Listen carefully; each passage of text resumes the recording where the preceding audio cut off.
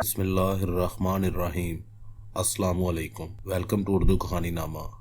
दिलचस्प और जादुई कहानियों के लिए हमारे चैनल को सब्सक्राइब कर लीजिए, शुक्रिया। तागूत एपिसोड 2। मैं अपने इश्क मोहब्बत का मातम मनाता हुआ घर आ गया। अगले 2 दिन में तमाम ऑफिस स्टाफ और मेरे ये बात समझ आ गई कि वो मुझसे दूर हो गई है।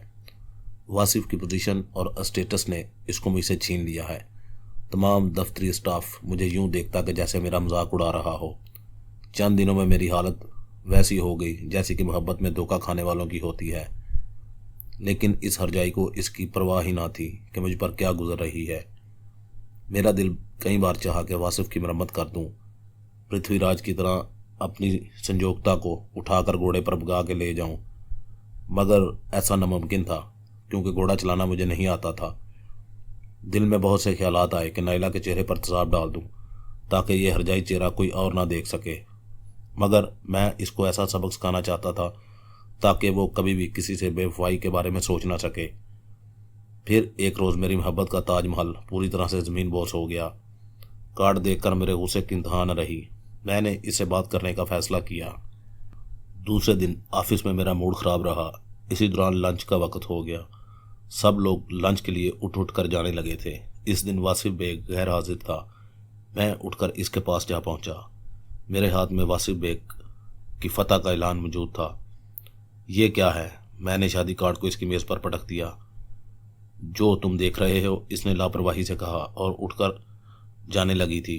वो तो मैं भी देख रहा हूँ कि शादी कार्ड है, लेकिन मेरा सवाल ये है कि शादी का वादा तो मेरे साथ था। मेरा लहजा तलख था। मेरी बात सुनकर वो तंज़ी अंदाज में मुस्कुराई और बोली, वादे तो होते ही तोड़ने के लिए हैं। तो तुम्हें मुझसे मोहब्बत नहीं थी? मेरी बात सुनकर वो हंस पड़ी। इसकी हंसी से तंज साफ जाहिर था। मुझे हर इस इंसान से मोहब्बत है जो दौलतमंद है। वासिफ बेग तुमसे ज़्यादा दौलतमंद निकला, इसलिए मुझे इससे मोहब्बत है। इसके पास अपना घर है, गाड़ी है, अच्छी सैलरी है। सबसे बड़ी बात, वो अकेला है और मुझे क्या चाहिए? घर तो मेरे पास भी है। मेरी बात सुनकर वो हंस पड़ी। 2 कमरों के फ्लैट को तुम घर कहते हो? वासिफ का घर जाकर देखो, आंखें खुल जाएंगी तुम्हारी। इसकी बात सुनकर मुझे इतना शदीद गुस्सा आया कि मेरा हाथ उठ गया। एक भरपूर किस्म का थप्पड़ था जो सगात बनकर इसके चेहरे पर पड़ा था। मेरा थप्पड़ खाकर वो भूखी शेरनी की तरह मेरी तरफ लपकी थी। इसकी खूबसूरत सी आंखों के साथ गुस्सा साफ दिखाई दे रहा था। जैसे ही वो मेरी तरफ लपकी थी, मैंने इसको बालों से पकड़ लिया। जंगली सुअर, वहशी, छोड़ो मेरे बाल, मुझे दर्द हो रहा है। जवाब में मैंने बाल छोड़कर इसकी कलाई को पकड़ लिया और शिद्दत से मरोड़ा के इसकी चीख निकल गई। इसकी चीख सुनकर ऑफिस बॉय जो कि सेठ के कमरे की सफाई कर रहा था, मेरी जानब लपका। ऑफिस बॉय ने बड़ी ही फुर्ती से इसकी कलाई को मुझसे छुड़ाया। अमजद साहब, ये क्या कर रहे हैं? मैं आपकी शिकायत करूंगा। ऑफिस बॉय का नाम तनवीर था। सेठों का बड़ा मुंह चढ़ा और बदतमीज़ था और सेठों के काफ़ी करीब होने के सबब स्टाफ से काफ़ी बदतमीज़ी भी करता था। तुमने हिम्मत कैसे की हमारे बीच आने की? मेरा लहजा इंतहाई सख्त था। ये ऑफिस है अमजद साहब, ऑफिस बॉय ने कहा, लेकिन मैंने जवाब देने की बजाय इसको भी थप्पड़ जड़ दिया। थप्पड़ खाते ही वो बिदका। दूसरे लम्हे इसका भरपूर गुस्सा मेरे जबड़े पर पड़ा था। नायला ये सब देख रही थी। जैसे ही मुझे गुस्सा लगा, मैंने नायला के होंठों पर तज़ीक अमेज़ मुस्कुराहट देखी, जैसे वो कह रही हो, तुम्हारी मर्दानगी सिर्फ एक औरत पर ही ज़ाहिर हो सकती है। इसकी मुस्कुराहट ने जल्दी पर तेल का काम किया। मैंने तनवीर को पलट कर धक्का दिया। धक्का ज़्यादा ही ज़ोरदार था। तनवीर दबरा कर दूर जा गिरा।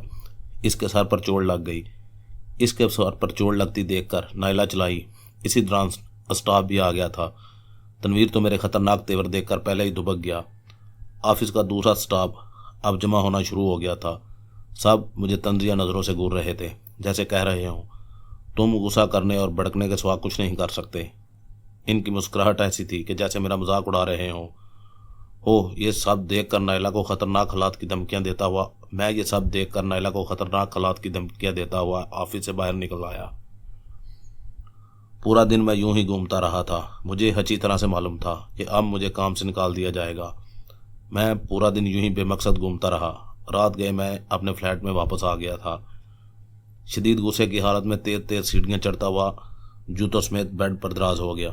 वो रात मुझे अच्छी तरह से याद है कि मैंने नायला को नफ़रत भरे व्हाट्सएप किए थे, जिसमें मैंने इसको नहायत ही ख़तरनाक नताइज की धमकियाँ दी थी कि मैं इसको जान से मार दूंगा, इसके चेहरे को तेज़ाब से जला दूंगा, न जाने क्या क्या। इसके बाद न जाने कब मेरी आंख लग गई, मुझे याद ही नहीं रहा। बस इतना याद है कि मुझे किसी ने झंझोड़ कर जगाया था। इस बुरी तरह से झंझोड़े जाने पर मेरी आंख खुल गई। आंख खुलते ही मुझे हैरत का एक शदीद झटका लगा। मेरे सामने वही कमल पोश था। बदबू से पूरा कमरा महक रहा था। वो मेरे बेड पर बैठा था। हैरत की बात यह थी कि मेरे कमरे की लाइट खुली थी। वो मेरे बेड पर बैठा मुझे इस्तहज़ाइया नज़रों से घूर रहा था। क्यों धोखा दे दिया ना प्रेमिका ने, इसने तंज़िया अंदाज़ में कहा। एक तो मैं पहले से ही परेशान था, दूसरा इस तरह जगाए जाने पर मेरा दिमाग घूम गया। तुमको इससे क्या मतलब, मेरा मामला है, मैं जानूँ मेरा काम। मेरे लहजे में गुस्सा था। तो बदला नहीं लेगा इस हरजाई से, वो हंसकर बोला। नहीं, तू चला जा यहाँ से, मैंने गुस्से से बिनाते हुए कहा। मेरी बात सुनकर वो हंस पड़ा। काफ़ी देर तक हंसने के बाद वो बोला, चल तेरा बदला लेते हैं, हमें काली पहाड़ी जाना होगा। आज पूर्णमासी की रात है, अगर ये रात गई तो कभी नहीं आएगी। इसने मेरी तरफ देखकर तहकमाना लहजे में कहा, मैं कहीं नहीं जाऊंगा। मेरी बात सुनकर वो हंस पड़ा और इसने मुझे गौर से देखना शुरू कर दिया। मुझे ऐसा लगा जैसे इसकी आंखों से नीली नीली चिंगारियां निकलकर मेरी आंखों के पार हो रही हैं। उठ और कपड़े बदल ले, बाहर तुझे एक कार मिलेगी, इस कार में सवार हो जाना। इसकी बात सुनकर मैंने कोई एतराज़ न किया और तनवीमी अंदाज में उठकर कपड़े तब्दील किए और फ्लैट से बाहर निकल आया। जैसे ही मैं बाहर निकला, चांद की रोशनी चारों तरफ फैली हुई थी। रोड पर मुझे स्याह रंग की एक कार नजर आई। इसका मेक मॉडल क्या था ये तो मुझे याद नहीं, अलबत्ता इतना याद है वो बहुत पुरानी कार थी। मैंने देखा कि कार की पिछली सीट पर नायला थी। कार की रोशनी में मैंने देखा कि इसके चेहरे पर बहुत तेज़ और गहरा किस्म का मेकअप हुआ था। इतने तेज़ और गहरे किस्म के मेकअप में मैंने इसको कभी नहीं देखा था। इसकी आंखें बंद थी और वो गहरे गहरे सांस ले रही थी। नायला को देखकर मेरा दिमाग गुस्से से फटने लगा था। ड्राइविंग सीट पर एक फ्लैट हैट वाला शख्स मौजूद था, जिसकी झुकी हुई हैट के सबब मुझे इसका चेहरा नज़र नहीं आ रहा था। ड्राइवर ने मुझे देखकर कहा, मेरे साथ आकर कार में बैठ जाओ। आवाज़ कदरे भारी फटी हुई थी। मैं बगैर किसी तारस चुप करके इसके साथ कार में बैठ गया। कार चल पड़ी थी। अभी तक मुझे वो कमल पोश दिखाई नहीं दिया था। एक बात सबसे हैरत अंगेज़ थी कि कार में बैठते ही वही नागवार सी बदबू मैंने महसूस की थी। जैसे ही वो बू मेरे नाक से टकराई, मुझे एक झटका सा लगा और मेरी हालत भी नायला जैसी हो गई।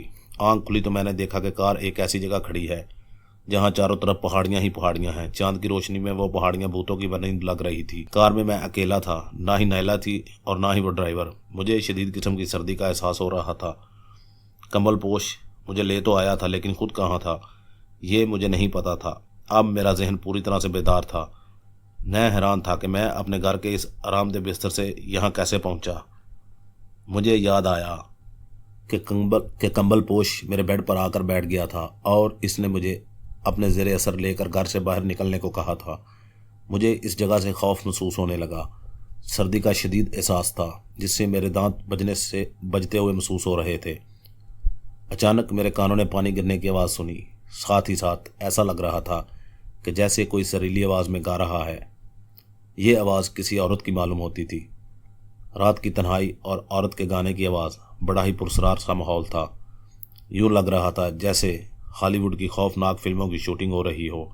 मैंने टॉर्च निकाली ही थी कि अचानक मुझे वही पुरस्कार आदमी दिखाई दिया जो कि कार चला रहा था। साथ ही वो बदबू भी महसूस हुई थी जो कि कंबल पोश का खासा थी। वो आदमी मुझे इशारे कर रहा था, लेकिन मैंने इसके इशारे का कोई जवाब न दिया। वो पुरस्कार आदमी चंद लम्हे तक मेरी तरफ देखता रहा और फिर आहिस्ता से मेरी तरफ चला आया।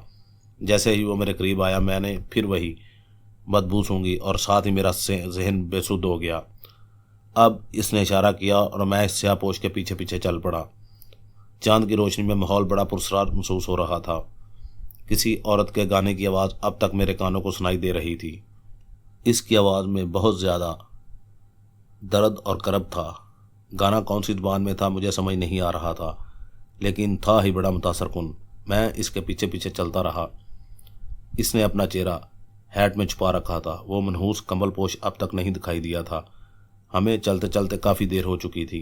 थोड़ी देर के बाद हम एक ऐसी जगह पहुंच गए जहाँ चारों तरफ सुर्ख रंग के पहाड़ थे और इसकी ज़मीन भी सुर्ख रंग की थी।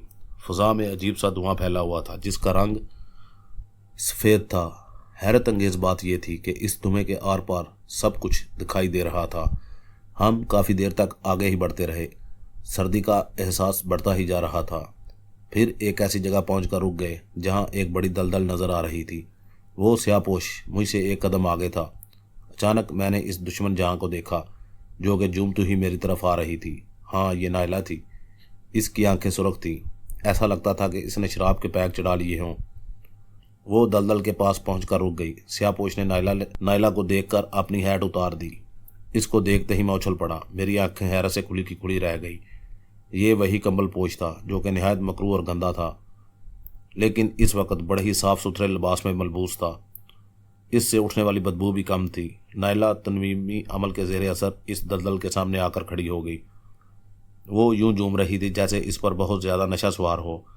कंबल पोश स्यापोश ने न जाने कहाँ काली देवी का एक स्या मकरूह किस्म का बुत निकाला और दलदल के सामने रख दिया। बुत का साइज एक बड़ी बोतल जितना था। बुत को दलदल के सामने रखकर वो सजदे में गिर पड़ा। देवी माँ, मेरी मदद कर।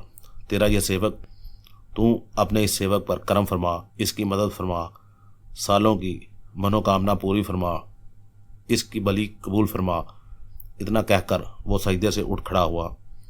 फिर वो सीधा मेरी तरफ आ गया। मैं शशिदर खड़ा इसको देख रहा था। ना जाने कौन सी इसकी मुराद थी जिसके लिए ये मेरे पीछे पड़ा था। ये ले, अपना बदला ले ले, मार डाल इस रजाई को। वैसे भी इसको जिंदा रहने का हक नहीं। इसने मेरी तरफ खंजर बढ़ाते हुए सख्त लहजे में कहा, नहीं, इसका गुनाह ऐसा तो नहीं जिस पर इसको मौत की सजा दी जाए। मैंने खौफ से कहा, ये तो करना होगा तुझे। वो मुस्कुराया। साथ ही इसने मुझे तेज नजरों से घूरना शुरू कर दिया। इसकी छोटी छोटी सी मकरूह आंखों से बरकी रूह निकलकर मुझ में मुंतकिल हो गई। अब मैं पूरी तरह से इसकी निगाहों के सहन में था। मैं खंजर लेकर इसकी तरफ बढ़ा। मैं दुनिया का पहला इंसान हूँगा जिसने अपने हाथों से अपनी मोहब्बत का कत्ल किया होगा। नायला के गले पर खंजर फेरते ही इसके हलक से एक दिलखराश चीख निकली और बहुत सा खून निकलकर इस दलदल में गिरने लगा। नायला तवरा कर ज़मीन पर गिरी और तड़पने लगी। अपनी मोहब्बत को तड़पते हुए देखकर मेरा दिल खून खून हो गया। नायला को मरते देखकर इस मरदूद के होंठों पर बड़ी पुरसरार सी मुस्कुराहट दौड़ गई। बली पूरी हुई। दलदल में हाथ डालकर मेरी चीज़ बाहर निकाल दे जिसकी मुझे सख्त ज़रूरत है, इसने मुझे हुक्म दिया। मैंने फ़ौरन ही दलदल में हाथ डाल दिया। हाथ डालते ही एक ठोस चीज़ से मेरा हाथ टकराया। अचानक एक तेज़ किस्म की मर्दाना चीख से मेरा हाथ लर्ज़ गया और वह चीख मेरे हाथ से निकल गई। मैं फ़ौरन ही उठ खड़ा हुआ। जैसे ही मैं उठा, मुझे किसी ने ज़ोरदार धक्का दिया। मैंने इस पुरसरार शख्स की आंखों में मायूसी देखी और फिर मेरी आंख खुल गई तो गोया ये सब ख्वाब था। वो कंबल पोश मरदूद मेरे असाब पर इस कदर सवार था कि इसने ख्वाबों में भी मेरा पीछा नहीं छोड़ा था। मेरे हवास मेरा साथ छोड़ चुके थे।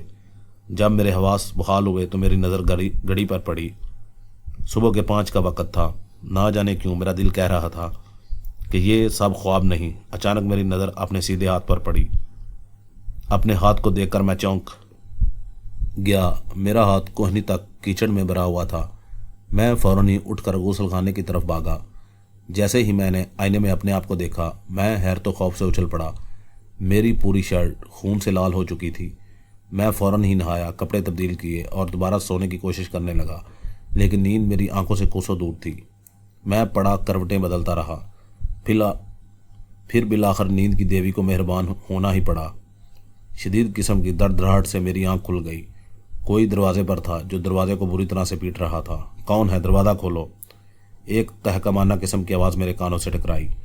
जवाब दो, फिर खोलूँगा। मैंने भी इसी तरह जवाब दिया, लेकिन इसके जवाब की बजाय दरवाजे पर पड़ने वाले ठोकरों में मज़ीद शिद्दत आ गई। लकड़ी का मामूली सा दरवाज़ा था, कमज़ोर था। वो ठोकरें बर्दाश्त न कर पाया और खुल गया। वो तादाद में 5 थे जो कि मलकुल मौत की तरह नाजल हुए थे। पुलिस वाले मुझ पर यूं टूट पड़े जैसे मैं कोई आदी मुजरम हूँ। पल भर में उन्होंने मुझे बेबस कर दिया। फिर मुझे 2 धक्के देते हुए नीचे ले गए। वो किसी जानवर की तरह पुलिस वैन में पटक दिया। मेरी समझ में नहीं आ रहा था कि मैं किस जुर्म की पदाश में इस जानवरों जैसे सलूक का मुस्तहिक हुआ हूँ।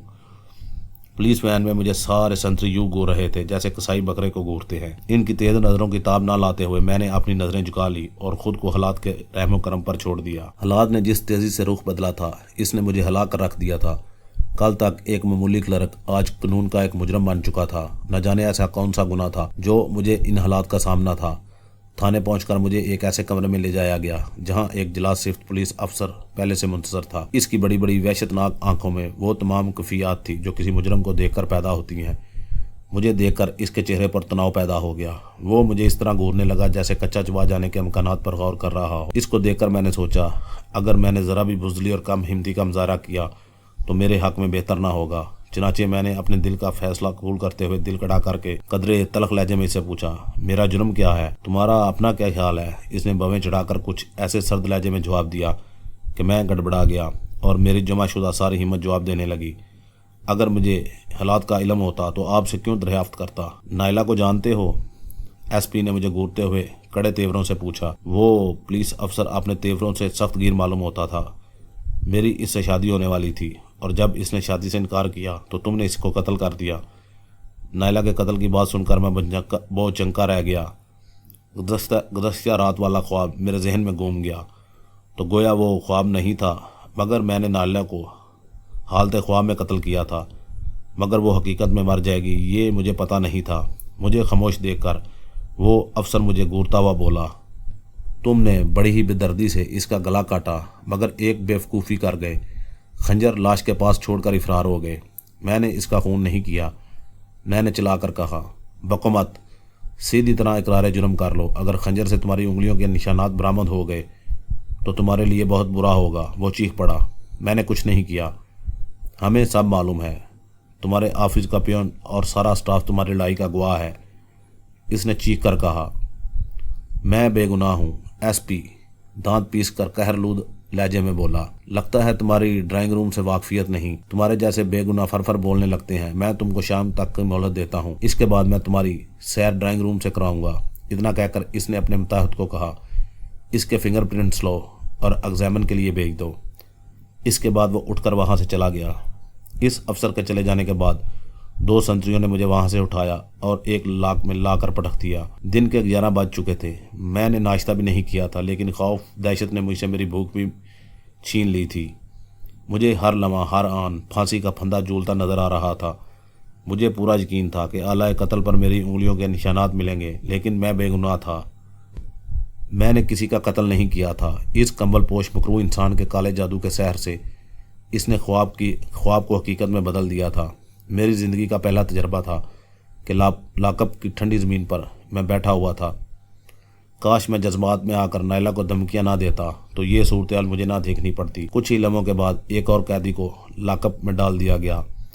ज़िंदगी में पहली बार किसी मुजरम को देखा था। वो शख्स सूरत से छटा हुआ बदमाश लगता था। इसकी उम्र 40-42 साल के आसपास थी। वो कैदी एक कोने में जाकर बैठ गया। थोड़ी देर तक वो बैठा रहा और फिर ऊँगने लगा। कुछ ही लम्हात के बाद वो मुंह उधर करके करवट बदल के सो गया। कुछ ही लम्हे गुजरे होंगे कि इसके खराटे लाकअप में गूंजने लगे थे। इसके खराटों से निहायत तकलीफ महसूस हो रही थी। भाई अपने खराटे बंद करो, मुझे परेशानी हो रही है, मैंने ज़ोर से चलाकर कहा। खराटे बंद होने की बजाय और मज़ीद बढ़ गए। मैं इस बात से मज़ीद जलाहट का शिकार हो गया। मैं इसके करीब गया और इसके शाने को हिला दिया। शाने के हिलते ही कैदी ने अपना चेहरा घुमा दिया।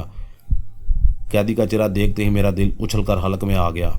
ये कोई और नहीं, वो कमल पोश था। वो अपनी सुर्ख आंखों से मुझे घूर रहा था। इसके होंठों पर मकरू और नापाक मुस्कुराहट फैली हुई थी। तुम? मैंने इसकी तरफ हैरत से देखकर कहा। हाँ कहो, दिमाग ठिकाने आया कि नहीं? वो अनसकर बोला।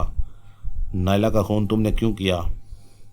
हरजाई थी ना, वो इसका मरना ज़रूरी था। इसने बदस्तूर इसी लहजे में जवाब दिया। तुमने इसका खून करके मुझ पर क्यों इल्ज़ाम धरा? हमने कहाँ खून किया? खून तो तूने किया, और खून करता नहीं अपनी विद्या से करवाता हूँ। इसी रात अपनी विद्या से तुमको इस हरजाई को अपने वश में कर लिया था और देवी की बलि दे दी। बलि कुर्बानी, मगर क्यों? मेरे लहजे में शदीद हैरत थी। ये एक राज है, कह रहा राज। मतलब ये कि बोले लाल, मेरा काम तू ही कर सकता है और कोई नहीं। मैं समझा नहीं। मेरी बात सुनकर वो चंद लम्हों तक मुझे देखता रहा और फिर बोला, जब तूने जन्म लिया इस वक्त पूर्णमासी की रात की चंद्रमा की किरणें तेरे हाथ पर बने हुए कुदरती चंद्रमा के निशान को छू रही थी। और ऐसे लोग चंद्रपुत्र कहलाते हैं और वर्षों में पैदा होते हैं। इसकी बात सुनकर मैं हैरत ज़दा रह गया और मुझे गुस्सा आने लगा। अपनी इस तोहिम परस्ती पर इसने मेरी ज़िंदगी बर्बाद कर दी थी। वाकई मेरे दाएं हाथ पर चांद का निशान कुदरती था और मेरी वालदा बताती थी जब मैं पैदा हुआ तो आसमान पर पूरा चांद था और रोशनी की किरणें इस निशान को छू रही थी। मेरा दिल चाहा कि मैं इसका गला घोंट दूं। तेरा जो भी काम है वो तो मैं नहीं करूँगा। मेरी बात सुनकर वो हंस पड़ा और बोला, मदून को इनकार पसंद नहीं है, समझा तू? मैं तो नहीं करूँगा। हाँ, अपनी नायला का बदला ज़रूर तुझसे लूँगा। लगता है तुझे थोड़ी और दुआ देनी ही पड़ेगी। अभी वो कुछ समझ ही पाता कि मैंने इसके गले को पकड़ लिया। ये भूल गया कि वो किस कदर शैतानी कुव्वतों का मालिक है। मेरा गला पकड़ते ही इसके मुंह से दिलदोज़ चीखें निकलने लगी थी। इसके चिल्लाने की आवाज़ सुनकर जेल का सारा अमरा लाकअप में जमा होना शुरू हो गया था। उन्होंने कोशिश की थी कि मादून को मेरे शिकंजे से छुड़ा सकें, मगर वो इसमें नाकाम रहे थे। बस मुझे इतना याद था कि ये मेरी नायला का कातिल है। जेल के संतरियों ने मादून को मुझसे छुड़ाने की भरपूर कोशिश की, लेकिन जब कामयाब ना हुए तो मेरे सर पर राइफल के बट्टों का इस्तेमाल किया गया। एक ज़रब में इसकी गर्दन मेरे शिकंजे से निकल गई, लेकिन इस वक्त मादून मर चुका था। लेकिन इसका चेहरा देखते ही मेरी आंखें खुल गई। ये मादून नहीं कोई और था। गोया मादून ने एक खून और मेरे सर मंड दिया था। फिर मुझे कुछ होश ना रहा। होश आया तो अस्पताल का कमरा था। ठीक होने में 2 माह लग गए। इन 2 माह में वो मुझे दोबारा नज़र ना आया।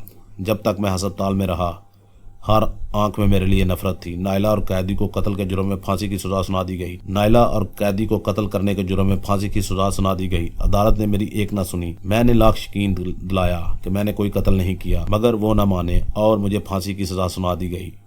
जिस कोठरी में मुझे बंद किया गया था, इसकी ज़मीन खुरदरी थी। ज़मीन पर लेटकर मैंने ठंडी सांस ली और सोचने लगा कि अब क्या होगा।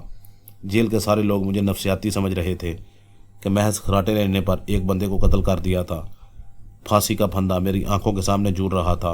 कुछ दिनों मेरी ज़िंदगी की कहानी, कुछ दिनों के बाद मेरी ज़िंदगी की कहानी हमेशा के लिए ख़त्म हो जाएगी। अचानक एक वही नागवार बदबू मेरी नाक से टकराई। अब भी तू बच सकता है अगर तू मेरी बात मान ले, वरना सोच गर्दन लंबी हो जाएगी। एक सरगोशी मेरे कानों से टकराई। फांसी के तसव्वुर से ठंडे पसीने मेरे माथे से फूट पड़े। मैं सोच में पड़ गया। जीवन भी बहुत कीमती है, सोच मत अगर हम कामयाब हो गए तो बहुत ख़जाना हमारा होगा। इसके बाद फिर मेरे कानों से टकराई। ख़जाने के नाम पर मेरी आंखें खुल गई। मैं तुम्हारी मदद के लिए तैयार हूँ। मैंने हालात से समझौता करने में ही बेहतरी समझी थी।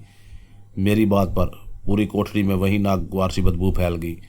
मेरा दम घुटने लगा और फिर मेरी आंखें बंद होने लगी। दोबारा आंख खुली तो मैंने अपने आप को एक आलीशान और सजे हुए बिस्तर पर पाया था। कमरा निहायत ही यख बस्ता था। मेरे हवास आहिस्ता आहिस्ता बहाल हो रहे थे। मैं देर तक पड़ा अपने बारे में सोचता रहा कि मेरे साथ हुआ क्या है। पूरी तरह से हवास बहाल होने के बाद मैं उठ बैठा। मैंने देखा कि कमरा साफ़ सुथरा और ज़रूरियात ज़िंदगी की छोटी मोटी चीज़ों से आरास्ता था। मुझे अचानक याद आने लगा कि अभी कुछ देर पहले मैं फांसी का इंतज़ार करते हुए काल कोठरी में था और फिर मादून ने वहाँ से फरार करवा कर यहाँ पहुँचा दिया था। मैंने देखा कि कमरे का दरवाज़ा, मेरे कदम खुले हुए दरवाजे की जानब उठ गए, लेकिन मैं दरमियान में ही ठटक कर रुक गया। कमरे में मौजूद आईनी अलमारी के आईने में अपने आप को देखकर एक लफ्ता के लिए मुझे अपने वजूद पर शुबा हुआ था कि ये मैं हूँ या कोई और। मैंने फटी फटी आंखों से अपने वजूद का जायजा लेना शुरू कर दिया। मेरे जिस्म पर खद्दर का कुर्ता और पजामा मौजूद था। मेरे सर के बाल बड़े हुए थे और दाढ़ी में भी बेपनाह इजाफा हो चुका था। पहली बार तो मैं अपने आप को पहचान ही ना पाया था। इतनी जल्दी मेरे अंदर इतनी तब्दीलियाँ कैसे पैदा हो गई? कहीं ऐसा तो नहीं मैं कोई ख्वाब देख रहा हूँ? मैं अपने अंदर इन तब्दीलियों को देखकर हैरत ज़दा रह गया। अभी मैं सोच ही रहा था कि अचानक मैंने कदमों की आहट सुनी। मैंने पलट कर दरवाजे की सिमत निगाह दौड़ाई। जैसे ही दरवाज़ा खुला मेरी आंखें खीरा हो गई। मेरी निगाहों के सामने एक निहायत ही खूबसूरत लड़की खड़ी थी। इसकी उम्र 20 साल से ज़्यादा ना थी। इसके चेहरे पर बहुत मासूमियत थी। इसको देखकर मुझे नायला याद आ गई। वो भी बहुत ज़्यादा हसीन थी। इसकी आंखें बहुत खूबसूरत थी, बिल्कुल झील की गहरी शराब की तरह नशीली। इसके होंठ गुलाब की पंखड़ियों के से थे। गरज इतनी खूबसूरत और हसीन लड़की को मैंने कभी नहीं देखा था। इसने कासनी रंग की साड़ी जेब तन कर रखी थी। कहाँ जा रहे हैं सरकार? वो मेरी तरफ देखकर मुस्कुराई। मदून साहब का हुक्म है कि आप कहीं ना जाएं। वो फिर से मुस्कुरा कर बोली। इसकी मुस्कुराहट जिंदगी से भरपूर थी। कहाँ है वो? अभी वो लड़की कुछ जवाब देना ही चाहती थी कि अचानक मेरे नथनों से एक तेज किस्म की खुशबू टकराई थी। वो खुशबू इस कदर शदीद थी कि मुझे अपनी नाक बंद होती महसूस हुई। यूं लगता था कि जैसे इसने परफ्यूम की पूरी बोतल अपने ऊपर अंडेल ली हो। दरवाजे से अंदर दाखिल होने वाले शख्स को देखकर मेरी आंखें खुली की खुली रह गई। इतनी तेज खुशबू इसके पास से आ रही थी। ये कोई और नहीं मदून था। गालबन इसने अपने पास से आने वाली बदबू से बचने के लिए इतनी ज़्यादा तेज़ खुशबू का इस्तेमाल किया था। वो मुस्कुराती हुई नज़रों से मुझे देखकर मुस्कुराया। इसको देखकर मैं हैरान रह गया। इतना गलीज और बदबूदार इंसान जो मैंने पहले कभी नहीं देखा था, इतने साफ और नफीस कपड़ों में मेरे सामने मौजूद था। आज मैं इसको पहली बार इतने अच्छे अंदाज में देख रहा था। बिलाशुबा वो एक स्मार्ट इंसान था। इसने ग्रे रंग का सफारी सूट पहन रखा था जिसमें वो बहुत जज रहा था। क्या देख रहा है? वो मुस्कुराया। देख रहा हूँ कि गलाजत के ढेर में फूल कैसे खिल गए। मेरी बात सुनकर वो हंस पड़ा। हमने सौगंध खाई थी कि तू मिल जाएगा तो हम नहाएंगे। इसकी बात सुनकर मैं हैरान रह गया। वाकई इसकी कसम भी निराली थी। भूख लगी है, कुछ खाएगा? हाँ खाऊंगा, लेकिन ये तो बताओ कि मेरा हुलिया कैसे बदल गया? बस ये हमारी शक्तियों का चमत्कार है, इसने मुस्कुराकर जवाब दिया और कमरे से बाहर निकल गया। इसके जाने के बाद मैं बेड पर वापस जाकर बैठ गया। भागने का सवाल ही ना था। मैं जहां भी जाता तो ये मुझे ही पकड़ लेता। अगर मैं इससे बच भी जाता तो कानून से कहाँ बच पाता। अब तक मुझे जगह जगह ढूंढा जा रहा होगा। मैं अपनी जान बचाने के लिए इसका साथ तो दे रहा था, लेकिन अहद जरूर कर रहा था कि नायला की मौत का बदला जरूर लूंगा। लड़की मेरे ही सामने खड़ी थी और मुझे शौक नज़रों से देख रही थी। बिलाशुबा वो निहायत ही खूबसूरत लड़की थी। मैंने सोचा कि लड़की से थोड़ी बातें करनी चाहिए। इसी लम्हे मैंने इसको मुखातब करते हुए पूछा, तुम्हारा नाम क्या है? जी कामनी, इसने शर्मा कर कहा। इसकी ये अदा मुझे बहुत अच्छी लगी थी। तुम बहुत खूबसूरत हो। मेरी बात सुनकर इसकी कवल सी आंखें में फूल खिल उठे थे। तुम मदून के पास कब से हो? मैंने इससे सवाल किया कि मदून जैसे गलीज इंसान के पास इतनी खूबसूरत लड़की कैसे रह सकती है। अभी वो जवाब देना ही चाहती थी कि अचानक मदून कमरे में दाखिल हुआ। इसके हाथ में एक कटोरा था। इसने प्लेट मेरे सामने रखा। इस प्लेट में सफ़ेद चावल जिस पर सब्जी डाली हुई थी और कटोरे में ब्राउन रंग का कोई मशरूब मौजूद था जिससे उठने वाली महक बहुत अजीब सी थी। ले खा ले और इसको पी ले। ये सोम रस है, देवताओं का रस। चावल तो मैंने खा लिए, मगर इस ब्राउन रंग के मशरूब को पीने का मेरा दिल नहीं चाह रहा था। लेकिन मदून के मजबूर करने पर मैंने इसको अपने होंठों से लगा लिया। पहला घूंट जैसे ही मेरे अलग से उतरा, मेरे जिस्म में सीने में जैसे आग सी लग गई। दूसरा घूंट हलक से उतरते ही मुझ पर सुरूर की सी कैफियत तारी होने लगी। मुझे सुरूर में आता देखकर मदून और लड़की के होंठों पर पुरस्कार सी मुस्कुराहट दौड़ गई। मेरा दिमाग बुरी तरह से लहराने लगा था। मुझे मदून और वो लड़की एक से दो नजर आने लगे थे। मेरी ये कैफियत देखकर मदून ने इस लड़की को मुखातब किया। ए इंद्र देवता की अल्सरा, मैं तुझे आज्ञा देता हूँ, देवताओं के कहे के अनुसार अपने धर्म का पालन कर। लहराते हुए दिमाग से मैंने सिर्फ इतना देखा कि वो लड़की मुस्कुराती हुई मेरे नज़दीक आई और इसने मेरा हाथ पकड़ लिया। इसके हाथ पकड़ते ही मेरे जिस्म में खून की जगह जैसे पेट्रोल गर्दिश करने लगा।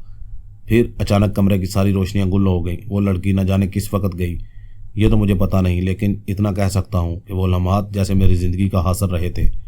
इतना वक्त गुजर जाने के बावजूद मैं इस लड़की को आज तक नहीं भूल पाया हूँ। इसने चंद पलों के लिए ही सही नायला को मेरे दिल से महफ कर दिया था।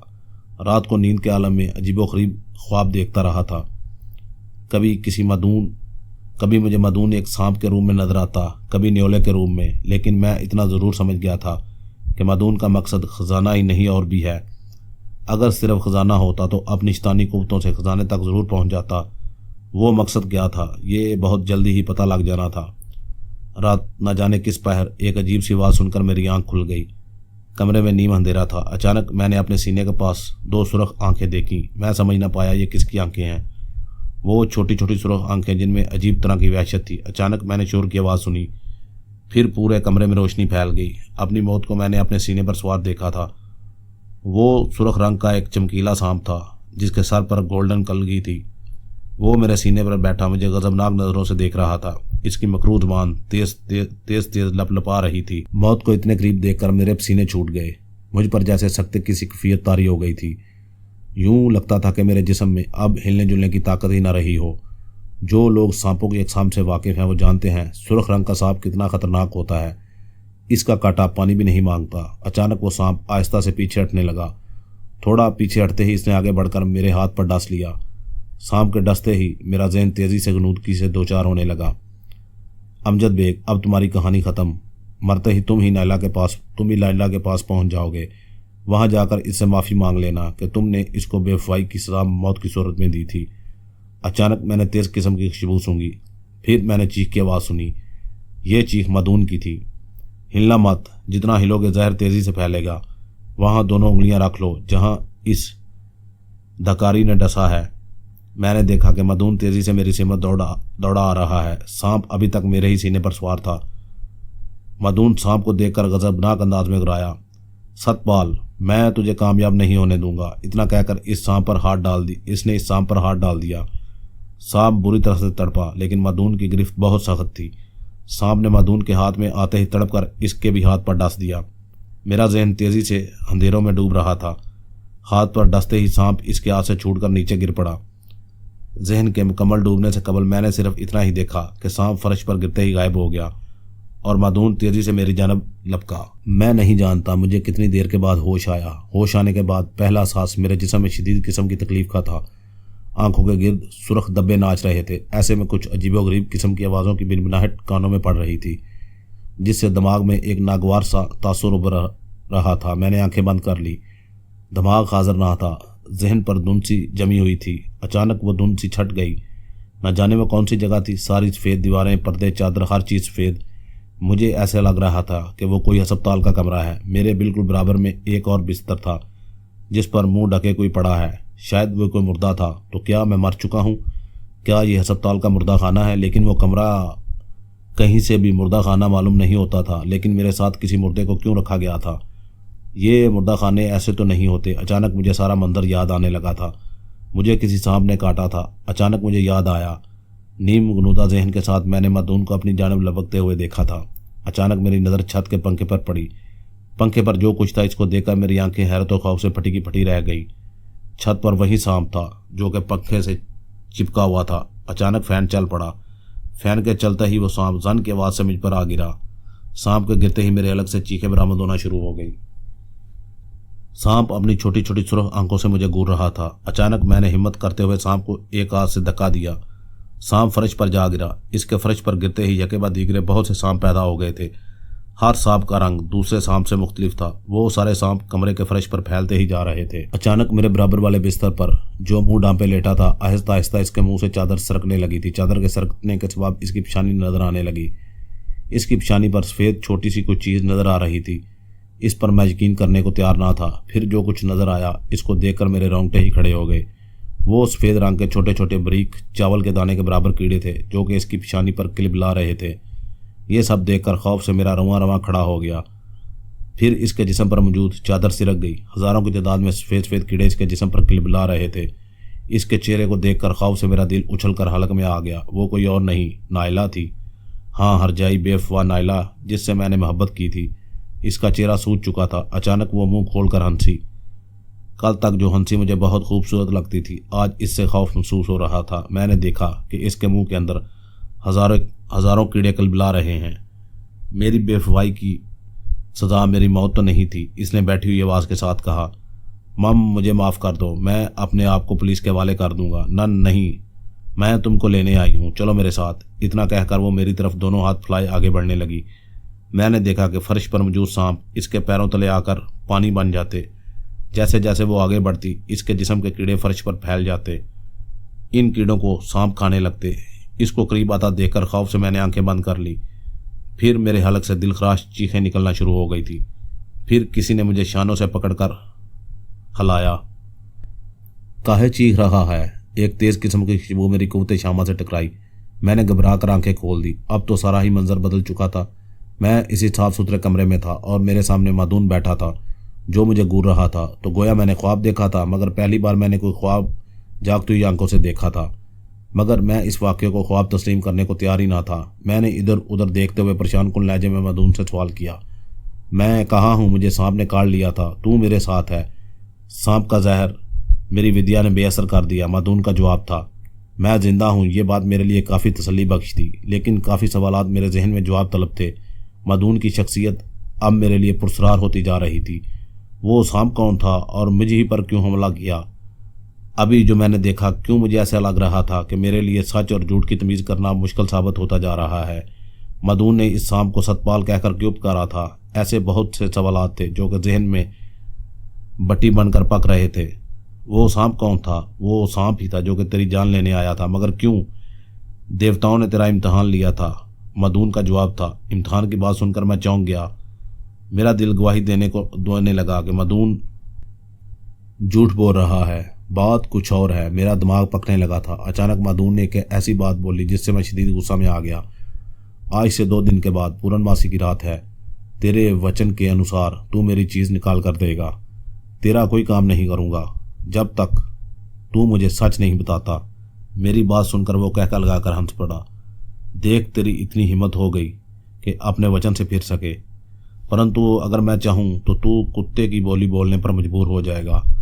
इसके लहजे की सफाकी महसूस करके मैं काम गया। मैंने फैसला कर लिया है कि जब तक तू मुझे सच नहीं बताएगा तब तक मैं तेरा काम नहीं करूँगा। मैंने देखा कि मेरी बात सुनकर इसकी छोटी छोटी आंखों में शैतानी कुत्तों का रक्स तेज हो गया। लगता है तुझको अपनी शक्तियों का चमकदार दिखाना ही पड़ेगा। इसका लहजा सरद था। कुछ ही लम्हे गुजरे होंगे कि इसने मेरी तरफ देखते हुए कुछ पढ़कर फूंक मारी। मुझे ऐसा लगा कि जैसे इसने तपती हुई रेत मेरे मुंह पर दे मारी हो। मेरा पूरा चेहरा जलने लगा। एक आंच थी जो कि मेरे चेहरे को झुलसा रही थी। फिर मेरी आंखों के सामने गुप्त अंधेरा नाचने लगा। अंधेरे छटे तो मैंने अपने आप को लकोदक सराह में पाया था। मेरे सर पर शदीद धूप थी, ना साया ना ही कोई नगलस्तान, बस धूप ही धूप, रेत ही रेत। मैं इस रेत पर चलने लगा। चंद कदम ही चला होऊंगा कि लड़खड़ा कर गिर पड़ा, क्योंकि वो रेत इतनी गर्म थी कि मेरा चलना दुश्वार था। मेरा सर बुरी तरह से चकरा रहा था। प्यास से मेरे हल्क में कांटे पड़ रहे थे। मैं लड़खड़ा कर रेत पर गिर पड़ा। अचानक मैंने अपने सर पर सहराई परिंदों को मंडलाते हुए पाया। शायद इनको यकीन हो चुका था कि अब मुझको कौन बचाएगा। अब शायद मैं मरने ही वाला था। मेरी आंखों के गिर्द अंधेरा छा रहा था। मेरे जहन में सारे अच्छे पल एक एक करके किसी फिल्म की तरह चलने लगे। मौत शायद मुझसे चंद पलों के फासले पर थी। मेरा गला सूख चुका था। मेरी आंखों तले अंधेरा छा गया। अचानक 2 नमकीन मोती मेरी आंखों से टपक कर मेरे गालों को गीला कर गए। अब मौत के बाद शायद नायला के पास जा सकूंगा। अचानक मेरे जहन में एक ख्याल आया, अगर इस तरह मरना है तो मदून के साथ ही मरना अच्छा है। मदून की बात मान लेने में ही मेरी ज़िंदगी बाइस छरती है। मेरे जहन में ये ख्याल ही आया था। एक स्याह रंग की धुंध मेरे सामने फैलती ही चली गई। धुंध छटी तो मैंने अपने आप को मदून के सामने पाया था। वो मुझे मुस्कुराती हुई नज़रों से घूर रहा था। इसकी नज़रों में तनस था। निकल गई सारी अकड़। इसकी बात सुनकर मैं खामोश ही रहा था। मौत का भयानक तजर्बा अभी जो मैंने किया था वो मेरे लिए काफ़ी था। मेरी खामोशी देखकर वो गंदा इंसान हंस पड़ा। मौत का खौफ बड़े बड़ों को तोड़ देता है। कल पूर्णमासी की रात है। कल तुम मेरे साथ चलोगे मेरी चीज़ निकालने। वो क्या चीज़ है? मैंने बेसाख्ता सवाल पूछ लिया। मेरी बात सुनकर वो मुझे कहरआलूद नज़रों से घूरने लगा। चंद लम्हों के बाद वो बोला, वो एक नक्शा, एक कदीम खजाने का नक्शा। खजाना मैं उछल पड़ा। मेरी बात सुनकर इसने ठंडी आह भरी और बोला, वो इतना बड़ा खजाना है जिसका अगर एक हिस्सा भी मिल जाए तो थोड़ी पुश्तें खाएंगी। खजाने का सुनकर मुंह में पानी भर आया था। वाकई अगर कोई ऐसा खजाना था तो मेरी ज़िंदगी बन सकती थी। अचानक मेरे जहन में एक सवाल आया जो फ़ौरन ही मेरे लबों पर आ गया। एक बात बताओ, जब तेरे पास इतनी क़ुव्वतें हैं तो तुझे मेरी क्या ज़रूरत है? मेरी बात सुनकर वो यकदम गड़बड़ा गया। इसके चेहरे के तासरात अजीब से हो गए। अगर मैं तेरा मोहताज ना होता तो तेरी मदद क्यों मांगता? ना जाने क्यों मुझे ऐसा लगा कि मदून मुझसे कुछ छुपा रहा है।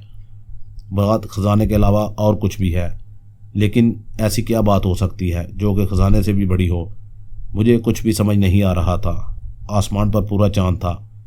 मौसम बहुत ही खुशगवार था। मैं और मदून इस जगह पहुंच चुके थे। चारों तरफ पहाड़ियां ही थी। हम दोनों पैदल चलते हुए अपनी मतलूबा मंजिल की तरफ जा रहे थे। थोड़ी देर के बाद हम एक ऐसी जगह पहुंच गए जहां चारों तरफ सुर्ख रंग के पहाड़ थे और इसकी ज़मीन भी सुर्ख रंग की थी। फ़ज़ा में अजीब सा धुआं फैला हुआ था जिसका रंग सफ़ेद था। हैरत अंगेज़ बात यह थी कि इस धुएं के आर पार सब कुछ दिखाई दे रहा था। हम काफ़ी देर तक आगे बढ़ते ही रहे। सर्दी का एहसास बढ़ता ही जा रहा था। फिर एक ऐसी जगह पहुंचकर रुक गए जहां एक बड़ी दलदल नज़र आ रही थी। दलदल का सारा पानी सुर्ख था। इस गलीज और बदबूदार इंसान ने इस दलदल के पास पहुंचकर जेब से काली देवी का बुत निकाला। ये सब देखकर मुझे ऐसा लगा जैसे एक्शन रिप्ले चल रहा हो। बुत निकालकर इसने दलदल के सामने रख दिया और फिर सजदे में गिर गया। और कुछ ही लम्हों के बाद इसने जेब से खंजर निकाल लिया। खंजर को देखकर मैं चौंक गया क्योंकि ये वही खंजर था जिसे मैंने नायला का गला काटा था। इसने खंजर से अपनी उंगली से खून निकाला और बुत पर टिपका दिया। खून के टपकते ही इसने मुझे इशारा किया और मैंने अपना हाथ इस दलदल के अंदर डाल दिया। कुछ ही लम्हों के बाद मेरे हाथ एक सख्त चीज़ से टकराए। मैं इस सख्त और ठोस चीज़ को बाहर निकाल रहा था कि मेरे कानों ने एक तेज़ किस्म की मर्दाना चीख की आवाज़ सुनी। अचानक मैंने दलदल के सुरख पानी पर बहुत से सांप तैरते देखे जो तेज़ी से मेरी तरफ आ रहे थे। जल्दी कर, समय निकल गया तो कुछ नहीं हो सकेगा। मादून की तशवीश भरी आवाज़ मेरे कानों से टकराई। इसके लहजे में तशवीश और अनदेखा सा खौफ नुमाया था। इसके खौफ को महसूस करके मैं कांप गया। सांप बहुत तेज़ी से करीब आते जा रहे थे। फिर मैंने वो चीज़ बाहर निकाल ली। इस चीज़ के बाहर आते ही एक और चीख की आवाज़ सुनाई दी और फिर वो सांप गायब होते चले गए। वो एक मुनक्कश सा गोल्डन संदूक था, बहुत ही खूबसूरत और चमकदार था। हैरत अंगेज़ बात यह थी कि कीचड़ और पानी में पड़ा होने के बावजूद भी साफ और सुथरा था। मादून किसी नदीदे बच्चे की तरह इसकी जानब लपका था और फिर इसने संदूक खोल लिया। संदूक के खुलते ही इसमें से दो दिया रोशनी सी निकली जो कि आसमान की जानब परवास कर गई। इस संदूक में किसी जानवर की तयशुदा खाल मौजूद थी। मादून ने आगे बढ़कर वो तयशुदा दस्तावेज खोल दी। ये एक नक्शा था जो कि शायद किसी खजाने का मालूम होता था। नक्शे को देखकर इसके चेहरे पर एक ऐसी मुस्कुराहट दौड़ गई जैसे कि इसको अपनी मंजिल करीब नजर आने लगी हो।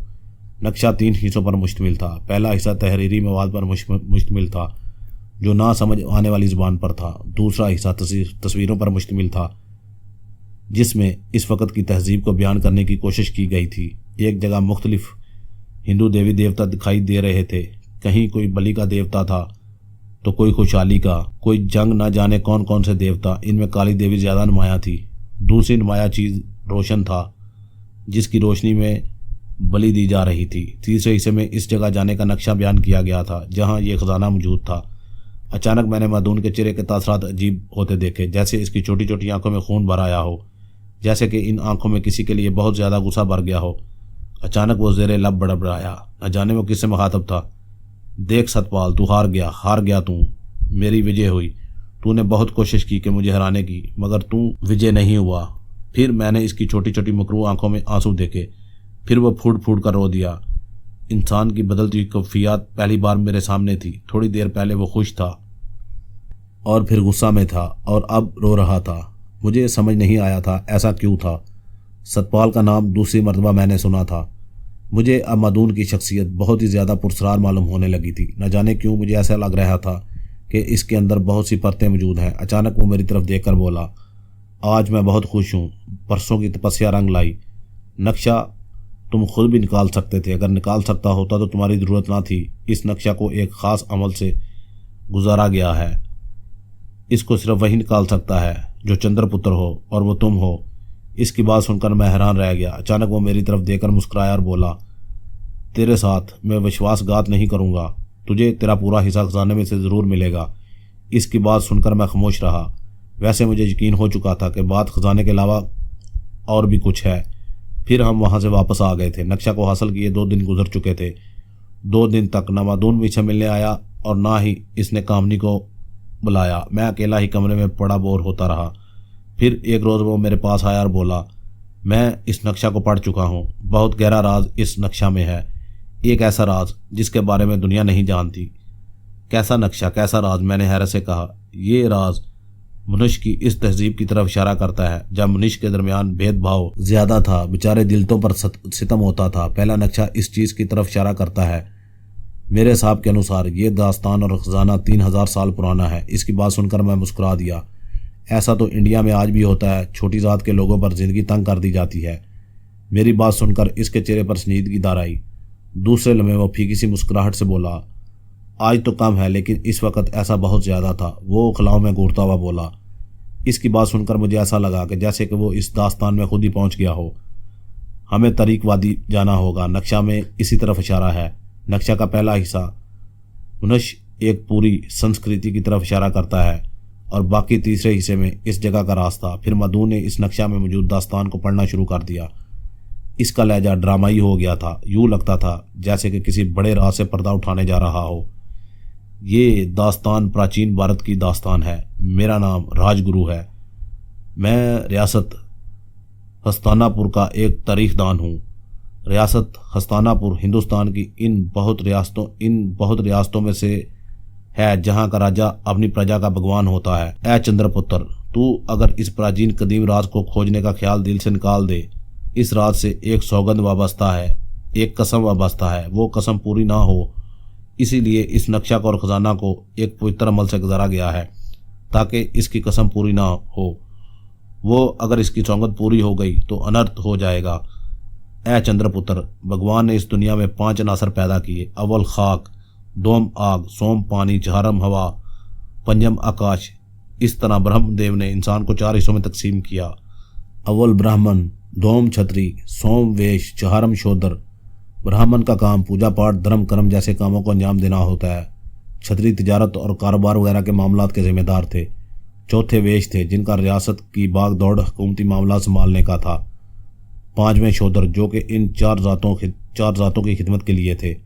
ये ना तो मंदिर जा सकते थे और ना ही रास्तों से गुजर सकते थे जिन रास्तों पर किसी ऊंची जात वाले ने गुजर ना हो। भगवान ने ही इंसान को जात पात भेदभाव में पैदा किया है, तो हम कौन हैं इन नियम को तोड़ने वाले। मगर इस रियासत में कुछ ऐसे लोग थे जो भगवान के इस कानून को तोड़ने के लिए तैयार हो गए। मैंने देखा कि ये सब बढ़कर मदून के चेहरे के तासरात कुछ अजीब से हो गए। मदून कुछ लम्हे के लिए रुका और फिर बोलना शुरू कर दिया। भगवान ने महाराज को 5 बेटों से नवाजा, मगर महाराज को हमेशा से एक बेटी की चाह थी। अपनी प्रजा के भगवान का दर्जा रखने वाले एक बेटी से महरूम थे। बहुत साधुओं, पंडितों और पूजा पाठ कराई गई मगर कुछ ना हुआ। महाराज दिन रात बस बेटी की आरज़ू करते रहे मगर कुछ ना हुआ। राजा बेटी की चाह में घुलते रहे। फिर एक रोज़ भगवान ने इसकी सुन ली। इसको बहुत ही खूबसूरत सी लड़की हुई। इस लड़की का नाम बड़े ही चाव से स्वरलिका रखा गया। राजकुमारी स्वरलिका बहुत खूबसूरत थी। इसकी सुंदरता के चर्चे दूर दूर की रियासतों में फैल गए। जो भी राजकुमारी को देखता इसका दीवाना हो जाता। किसी को मालूम नहीं था कि भगवान की क्या लीला है। एक रोज़ राजकुमारी शहर को गई। वो हमेशा ही अपनी कनीज़ों के साथ ही जाती। इसके साथ एक मुहाफ़िज़ दस्ता होता और दस्ता इतना घातक है जो भी रास्ते में आता इसको जान से मार देने से दरेग न करते। राजकुमारी को यह मालूम ना था कि इसके हुस्न का दीवाना मंदिर का एक पुजारी भी है। किसी को मालूम ही नहीं था कि पुजारी रोजाना छुप छुप कर राजकुमारी को नहाते हुए देखता था।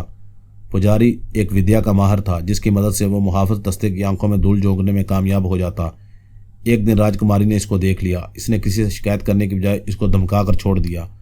राजकुमारी जानती थी कि अगर इसने पुजारी की शिकायत की तो इसको मौत की सज़ा मिलेगी, परंतु इसका खुद का महल से निकलना बंद हो जाएगा, इसलिए वो चुप ही रही थी। राजकुमारी का रथ रोज़ शाम 4 बजे महल के लिए वापसी रवाना होता।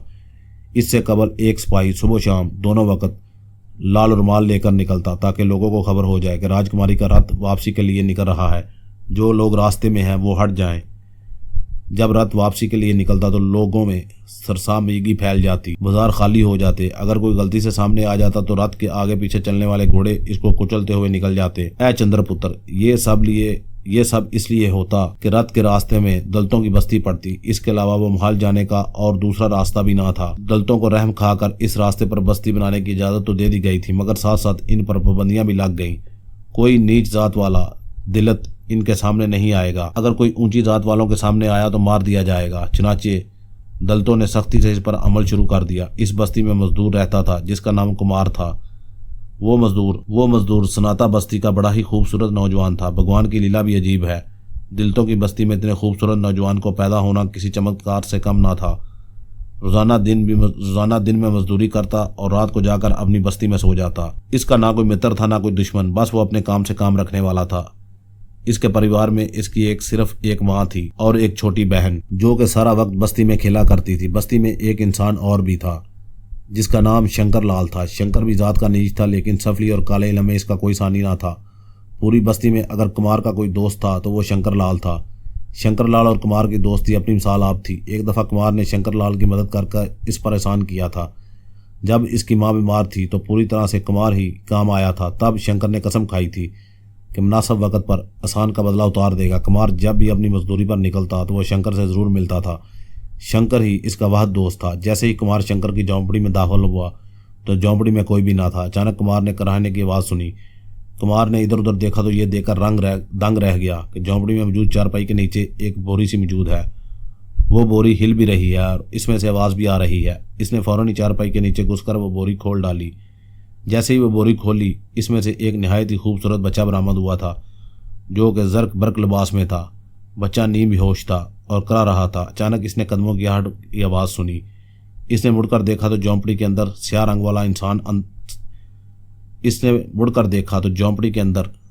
वाला इंसान दाखिल हो रहा था, जिसकी आंखें छोटी और बाल घुंघराले थे और होंठ मोटे थे। शंकर, ये सब क्या है? कुमार ने इसकी जानब हैरत से देखते हुए पूछा। कुछ नहीं यार, शक्तियों को बढ़ाने के लिए ये सब करना पड़ता है। शंकर के पर्दे से होंठों से मुकरू मुस्कुराहट जारी हो गई। तो तू इसका करेगा क्या? ये 2 हफ्ते से भूखा है।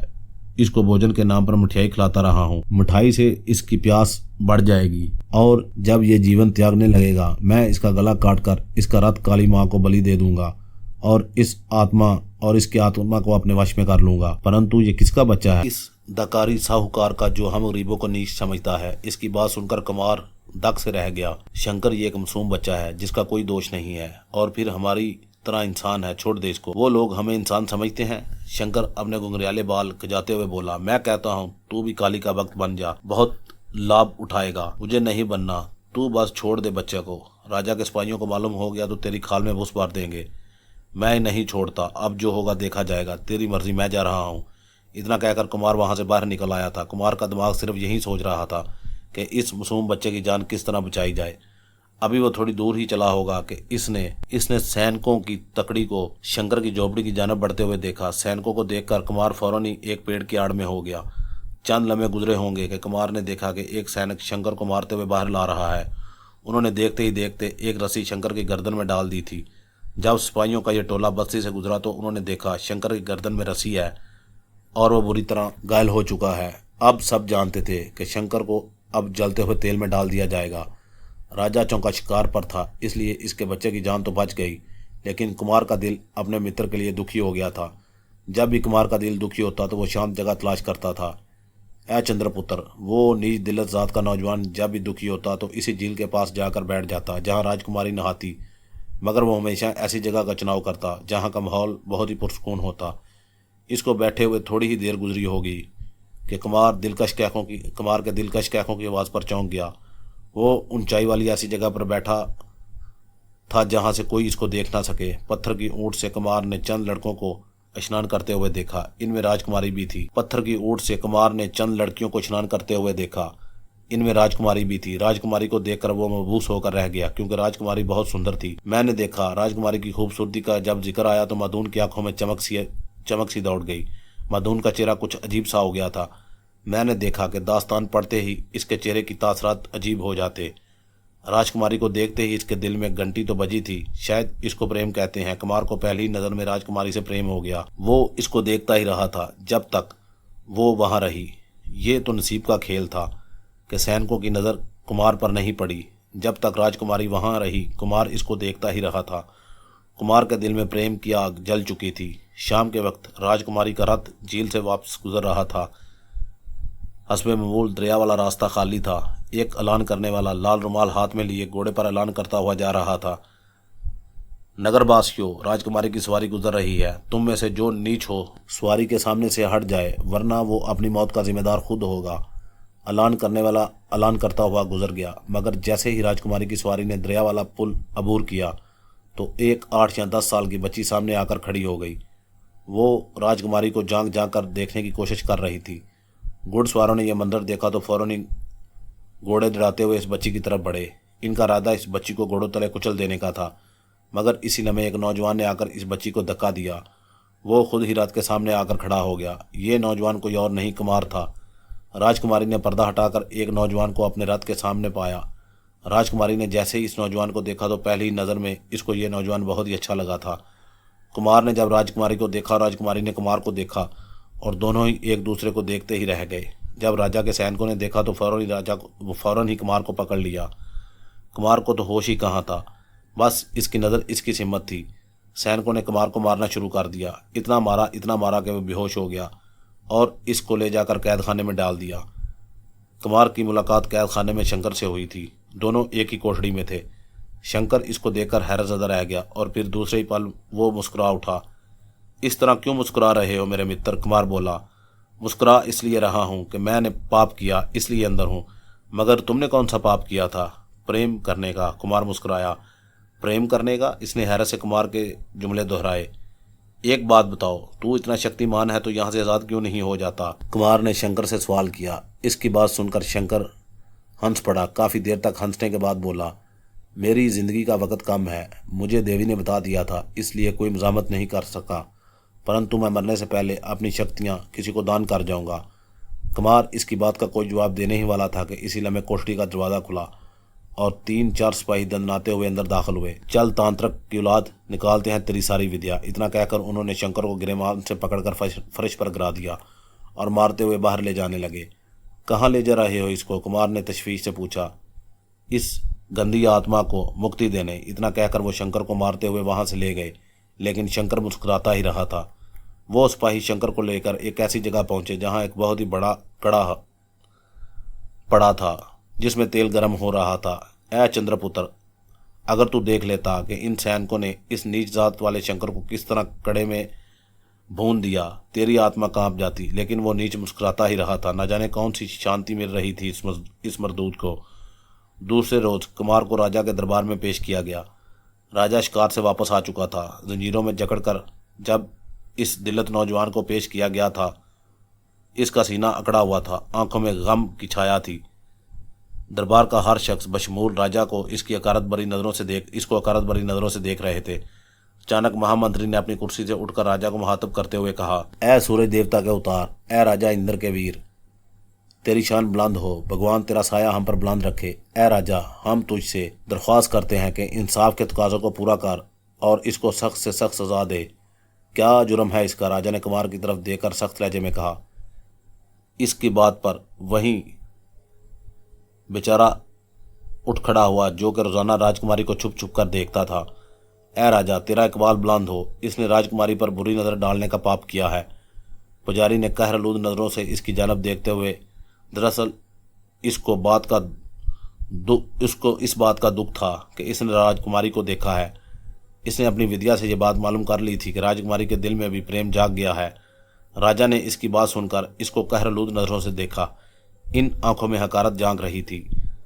राजा चंद लम्हों तक कुमार की जानब देखते रहे थे और इसके बाद उन्होंने सारे दरबार की तरफ देखकर गुस्से से कहा, हमारा फैसला न्याय पर ही होगा। इस नौजवान ने रियासत की हुक्म अदूली की, राजकुमारी पर गंदी नज़र डाली। हम उद्देश देते हैं कि इस बेअदब नौजवान को 100 कोड़े मारे जाएं। अगर बच जाए तो दिलतों की बस्ती में फेंक दिया जाए और अगर दोबारा नजर आए तो भूखे शेरों की खुराक बना दिया जाए। राजकुमारी तक भी ये फैसला पहुंचा था, मगर इसको ये फैसला पसंद नहीं आया था। चनाचे इसने रात को इस बस्ती में जाने का फैसला कर लिया था। गो कि ये फैसला खतरनाक था, मगर वो अपने बाप के जुल्म पर माफ़ी मांगना चाहती थी। चनाचे वो अपनी खास मुलाजमा के साथ महल से बाहर निकली थी। इससे कबल दिन में इसने इस नौजवान का पता मालूम कर लिया था।